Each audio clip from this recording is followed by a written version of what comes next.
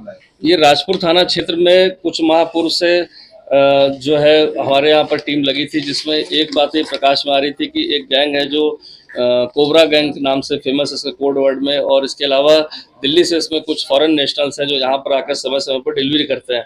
तो कुछ माह पूर्व जो हमने बरामदगी भी करी थी, इसमें 2 फॉरेन नेशनल भी पकड़े गए थे, जिसमें युगांडा और नाइजीरिया के भी थे, और उनसे भी पूछताछ में एक जॉन नाम का व्यक्ति का पता चला था, और कि उसके माध्यम से भी डिलीवरी देहरादून और आसपास के जनपदों में या राज्यों में भेजी जाती है। चूँकि इसमें पहले भी कोकीन और इस तरह की एमएसडी जो हाई लेवल की प्रतिबंधित ड्रग्स हैं वो पकड़ी गई थी, तो लगातार टीम जब हमारी काम कर रही थी, और इस पर जो है कल भी एक हमारा जो 15 अगस्त को देखते हुए लगातार चेकिंग अभियान भी चल रहा था।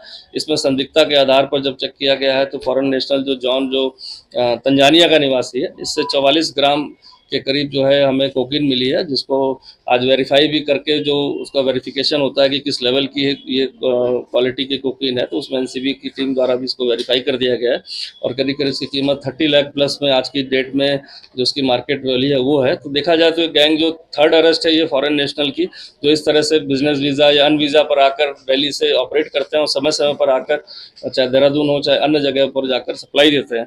तो ये कल चांस रिकवरी चेकिंग के दौरान भी हुई। इसके साथ ही साथ इसमें पहले भी जो है 3 ग्राम और 17 ग्राम कुकिंग पकड़ी गई थी इसमें, और एक बार 33 ग्राम पकड़ी गई थी। तो देखा जाए लगातार ये जो नए ड्रग्स की जो सप्लाई है, इसकी सप्लाई चेन में कहीं ना कहीं फॉरेन नेशनल्स की इन्वॉल्वमेंट थी, क्योंकि इनके द्वारा ही बाहर से कहीं से इसको मंगाकर विभिन्न माध्यमों से जब ये लाके सप्लाई यहाँ पर बनी थी, तो देखा जाए थर्ड फॉरेन नेशनल अरेस्ट है।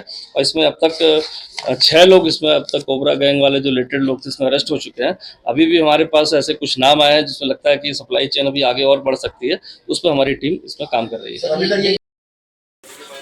मेरे ख्याल से फर्जी ने ठीक ठाक हो गया, वो आता नहीं रहा। हाँ फर्जी। अरे वो डब्बा कहाँ है? एडीजी साहब पूछेंगे, वो पीछे दे रखे कागज। चलो जी, और भी है लाइन में? नहीं पूरे नहीं आ रहे। फोटो तो इसी में है। फर्जी ये कौन से कांडा से? पहाड़ से।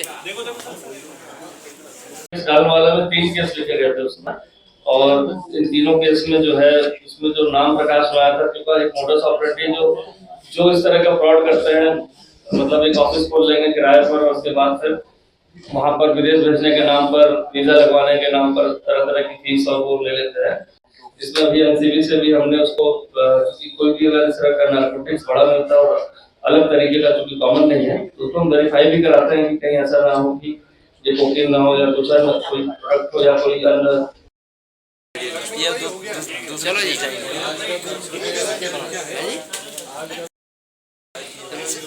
नहीं पैसे देगा ये? ये कह रहे छोटा ले जाऊंगा। छोटा तो ये खड़ा बड़े को तो पूछा दिया सब।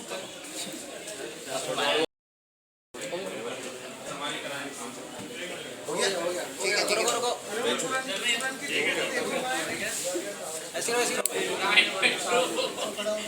स्वतंत्रता दिवस को देखते हुए चूंकि परेड ग्राउंड में माननीय मुख्यमंत्री द्वारा परेड का मान प्रणाम भी लिया जाता है, साथ ही साथ वहाँ पर जो बहुत सारे ऐसे लोग आते हैं हज़ारों की संख्या में जो परेड देखने भी आते हैं, तो उसको देखते हुए जो हमारा जो आउटर कॉर्डन है उसमें जो भी एंट्री पॉइंट बनाए गए हैं वहाँ पर मेटल डिटेक्टर के थ्रू ही पास होने और चेकिंग फ्रेसिंग के बाद ही इसमें अंदर जाने दिया जाएगा। जो भी कोई इस तरह के अग्निशास्त्र या कोई ज्वलनशील पदार्थ ले जाना एकदम प्रतिबंधित है।